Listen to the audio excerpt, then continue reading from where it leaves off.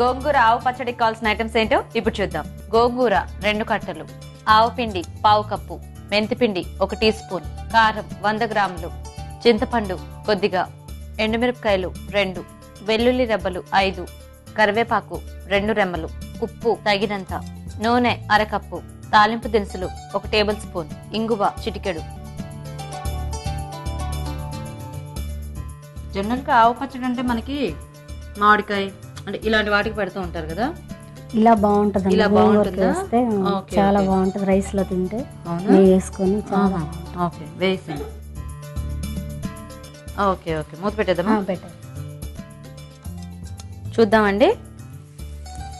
Okay అయిపోయింది. ఇప్పుడు of చేసేద్దామా? ఆఫ్ చేసి దానిలో చింతపండు, యావపిండి కూడా ఇప్పుడు వేసేసి అన్ని వేసి మిక్సీ వేసేసి. ఓ మనకి యావపిండి వేయడం మూలన టేస్ట్ అనేది చాలా డిఫరెంట్ గా వస్తుంది కదా. అవునండి. మెంతిపిండి వేస్తాం. ఓకే కారం వేస్తున్నాం. ఇప్పుడు ఇంక ఇదంతా మిక్సీలో వేసేసుకొని ఓకే. ఆ జారి ఇక్కడ పెట్టండి చెప్తా. చిన్నీలు రబ్బలు వేస్తున్నానండి. చిన్నపాయలు, ఉప్పు, జాగ్రత్తగా మిక్సీ పెట్టండి.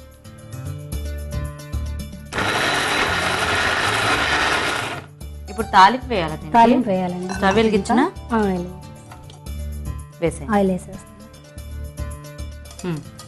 తాలింపు తర్వాత చిటికెడు ఇంగువ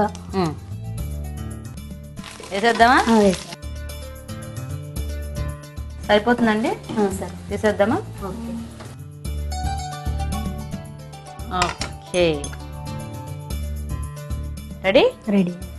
వెరీ గుడ్. చూసారు కదండి, గోంగూర ఆవు పచ్చడి కూడా రెడీ అయిపోయింది.